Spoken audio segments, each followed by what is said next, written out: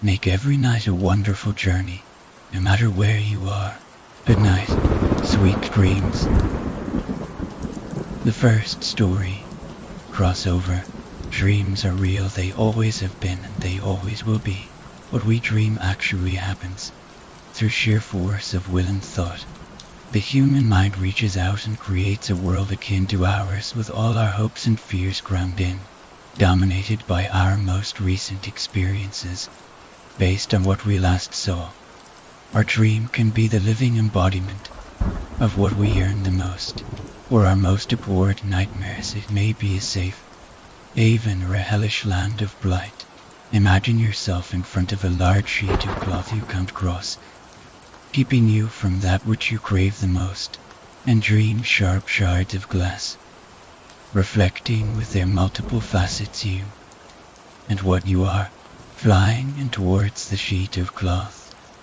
They may strike the sheet and make a portal for you to enter your nirvana and receive what you covet, but it will just as easily strike you, knocking you down and maiming you. Whatever happens, as you wake up, the dream and that alternate reality will be erased, slowly and painfully. You know the dream where everything starts to fall apart and you start seeing twilight around you, everything else shrinking and being consumed in the tide of darkness as you run for your life, hoping not to get caught. That's you, as you made yourself in that reality, witnessing what you have created being washed away and forgotten. You don't usually remember this part, though.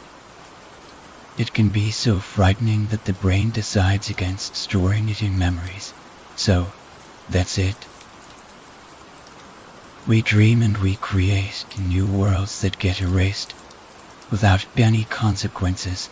The shards that pierce you, or the sheet blocking your way, are removed and everything is restored back to normal. Well, yes, they just get erased. Most of the time. You know those recurring dreams, or the ones that are, in the most inane way, connected? These are the dreams that aren't deleted, the shards remain, albeit the reformation they stay there.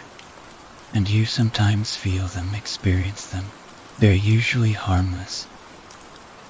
Usually sometimes, in rare occasions, they find gaps in your consciousness, in your mind, in your thought, in your being, and they exploit these flaws, finding ways of getting out of that alternate reality and into our world, our reality, our universe. Is usually the most malevolent of creatures that find the loopholes, that try so hard to squeeze out, that succeed in breaking the minds of their creators. They get out, and they do what they were meant to do in their home world. They terrorize, they destroy, they kill, they disrupt. The second story, Denver Airport. The first mural on Denver Airport. Before reading, I'd to say that everything I wrote is based on impartial information. All words here make it true. Non-fiction. Text, believe it you want it or not. But you can't deny things that just are there. Second mural, Denver Airport. The third mural on Denver Airport. Denver Airport's fourth mural. Some of you might have heard from the Illuminati. As a conspiracy theory, the Illuminists want to reduce the world population. Only Illuminists will survive to create a new world that's why it's also called the New World Order. The reductions will start in 2012, as the Mayans said. But before 2012, more and more things are becoming visible of the well-kept secret. So does Denver Airport, also called the New World Airport, show us evidence for the existence of the Illuminati. Somewhere in the 90s, Denver decided to build a new airport, even though Denver already had a well-functioning airport, and the new one wouldn't be a technical improvement. It had to be built. So they started on building the airport, but when it was almost finished, there were problems. They buried one building and started building on top of it. Burying a building isn't a common way of getting rid of a building that's not wanted. Usually they just destroy unwanted buildings. When the building was finished, people started noticing strange things. To start with the runway. Looking at it from above shows that it looks like the Nazi swastika. In the Second World War, the Illuminati tried to reduce the world population, but they failed. The second strange thing is the OAG sign on the ground. You can find a minecart with the words OAG raved in the ground. If you like chemistry, it may sound familiar for the ones who are not familiar with the chemical names. OAG stand for gold and silver, but OAG can also represent a toxic gas. The gas is extremely toxic and can easily kill people.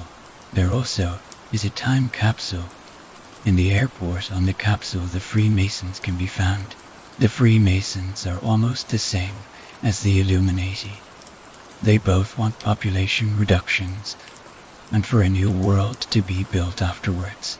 And yet another thing that can't be coincidence. The murals there are for enormous murals designed by Leo Tonguma in the airport. The first mural shows 3 dead women, an African woman, an Indian woman and a Jewish girl. Those 3 nations are the most hated ones by the Illuminati. You can also find a destroyed city in the background and a Mayan girl. The girl's mural could refer to the Mayan predictions about 2012. The second mural shows a soldier-like figure with a sword.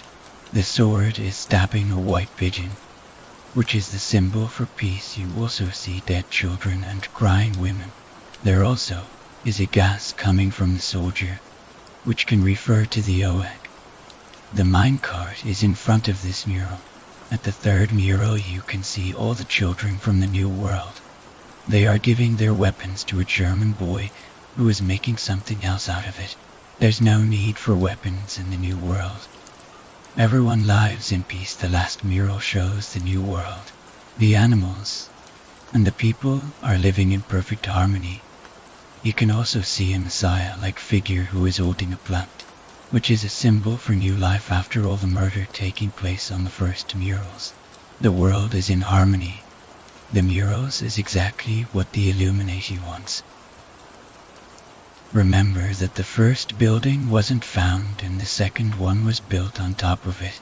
The buried part of the airport is still used, not for public. No one knows what's going on in there. There are people working in the buried parts, but if you ask them what they do, they refuse to give an answer. Another strange thing about the buried parts is that there's a sprinkler system in the building, which isn't of any possible use, at least. You'd say, but it can be used like the Nazis did. For toxic gas Australia antigen, for example. So the airport can be used as a death camp in 2012 to reduce the world population. And another noticeable thing is that a lot of famous LGBT illuminists bought houses near Denver Airport as soon as was released that the airport would come. All these strange things can't be coincidence, can it? The third story, involuntary astral projections. For a time, I started to have involuntary astral projections now.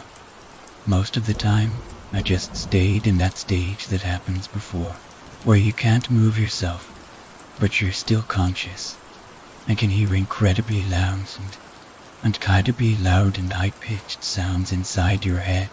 Like a whistle you can also control.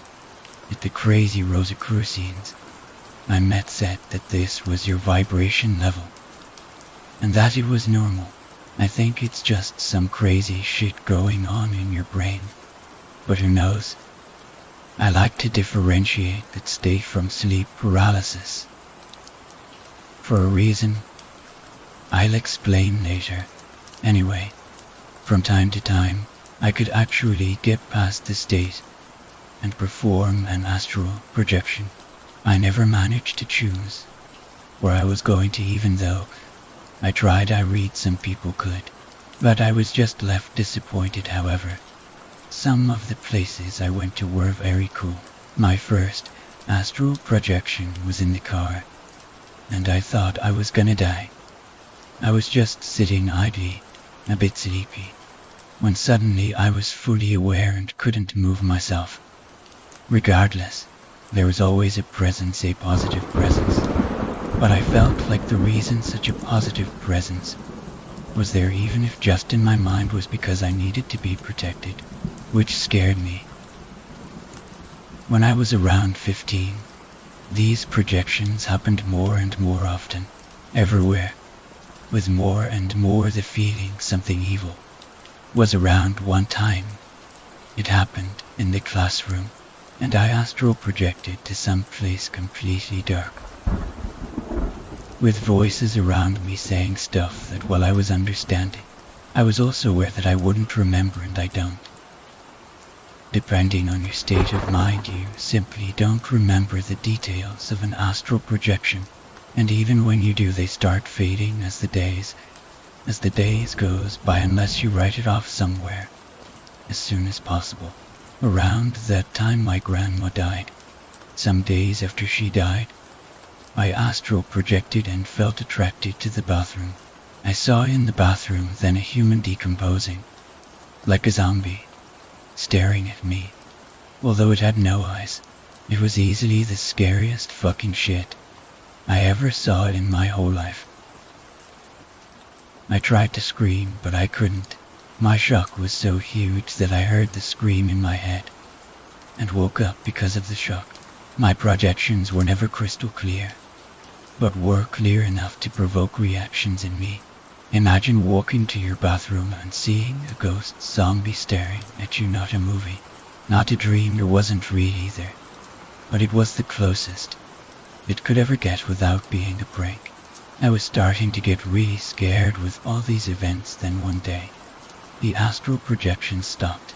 They ceased even when I tried. I couldn't do it. There was some event that happened back then, but I can't remember. I probably do remember the event itself if I had to review my whole life, but cannot link both anymore, if that makes any sense for you guys. I had a leftover though, sleep paralysis. I still have sleep paralysis up to this day, and it happens often, but not much. However, it's clearly different. There is no spiritual feeling or anything about it, and I can't control any high-pitched vibration sound. However, I hear very loud screams and see phantasmatic images in my head. Wikipedia sucks as a reference, but they call it wiping agate. I see hallucinations, which some scientists have proposed this condition as a theory for alien abductions and ghostly encounters. That makes complete sense in my case. I have these images of demons and ghosts screaming. They're not very real when compared to the astral projections I had, which is an entire new level of perception. But good lord, they're fucking scary. After all those years, though, I became surprisingly an incredible disbeliever of any huge spiritual realm or entity. I was so overwhelmed by all those situations that they had to have an explanation. As I started to read about astral projection as a brain state, I found some relief. I guess from there, I tried to build my own explanations for everything else.